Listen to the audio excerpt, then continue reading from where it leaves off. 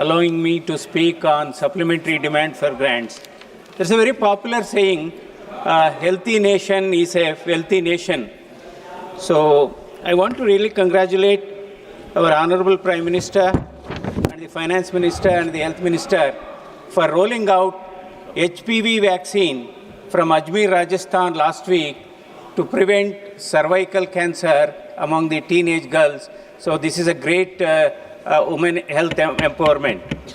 So on the same line, now because of a robust health infrastructure and healthcare services, the average lifespan of Indians today is somewhere around 71 to 72 years.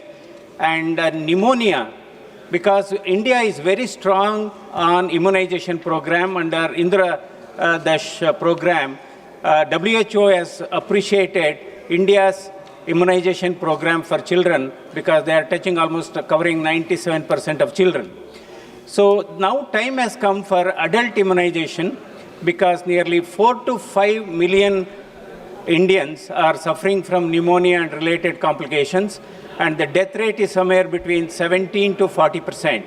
So Indian Chest Society and also Geriatric Society of India has recommended adults, senior citizens above the age of 65 or 70 should receive one dose pneumococcal vaccination that can prevent pneumonia. So I think now we have to move on to adult immunization for senior citizens. And regarding Ayushman Bharat, this is one of the world's largest health assurance program, covering nearly 55 crores people, and about in the last 6 years, nearly 9 crore procedures have been done. But now people above 70 are also included. As a result, the expenditure is going up because people above 70 do have multiple comorbidities and more complex procedures need to be done. So as a result, now at this point of time, 1,300 procedures are included under Ayushman Bharat, but another 600 procedures have been left out. So my appeal through you, sir, is to include this another 600 high-end procedures under Ayushman Bharat. Then it becomes truly an universal healthcare program. So for that, the coverage at this point of time for entire family is about 5 lakhs, but it need to be enhanced from 5 lakhs to at least 7.5 or 8 lakhs. So today happens to be a World Kidney Day. So I want to really congratulate Honorable Health Minister and the Prime Minister because we have an excellent, robust national dialysis, Prime Minister National Dialysis Program, under which at this point of time, 30 lakh people are undergoing dialysis and nearly 5 crore cycles have been done. This is one of the great programs. So with rapid urbanization and industrialization, what is happening, we are generating lot of waste, sewage effluent water, and today the groundwater, particularly in metro cities and also in the neighboring districts of Bangalore, and the same scenario is there in other metro cities also, I believe.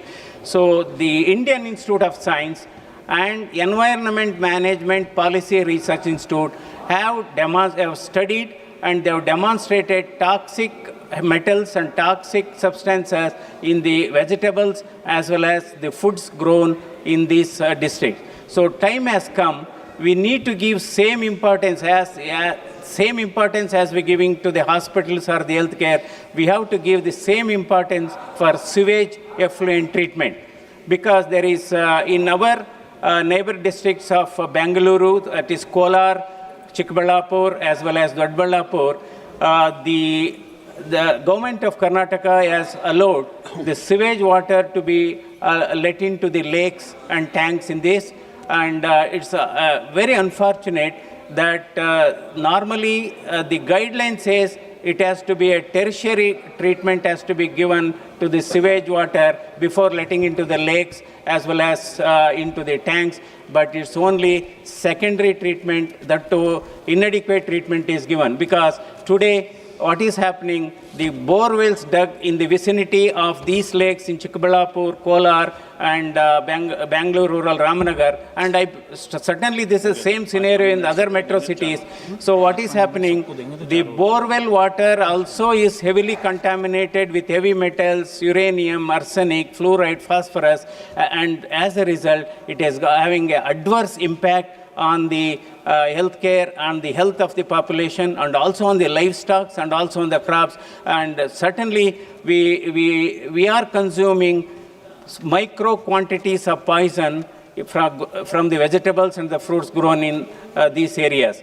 So I urge upon the Ministry of Environment and also the Ministry of Jal Shakti, the Ministry of Health and Family Welfare, and the Central Pollution Control Board to upgrade all secondary STPs to tertiary level treatment so that you can improve the health of the population. Because health for all can be achieved not only by hospital or by a robust health infrastructure. We have to provide clean air, clean water, and clean unadulterated food. So this is very important, and because actually there is a manual circulated from the Urban Union Ministry of Urban Development and also from Public Health, Engineering, Environment Organization that sewage treatment has to be a tertiary treatment. Otherwise, probably because today what is happening, 60% of deaths in India is due to all these diseases. Earlier, children were bringing parents for the treatment of these diseases. Today, parents are bringing their children in the age group of 20 to 40 for all these things. So we have to give importance for sewage treatment, and sir, just a couple of demands.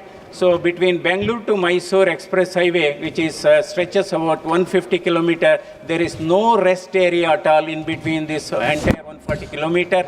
So I urge through you, sir, the Ministry of Surface Transport to have a rest area, because the district administration of Ramnagar has identified 8.5 acres of land for this rest area. They have to develop this rest area. Along with that, they can put up a silk museum as well as toys park, because this Ramnagar is considered to be city of toys, and it is silk city. So these are this thing. And also there is in our area, there is a huge animal elephant conflict. As a result, farmers' crops are being destroyed by elephants, and also farmers are dying. And I urge upon the Ministry of Forest and Environment to release some funds to erect the barricade in this area from the Campa Fund. Thank you very much.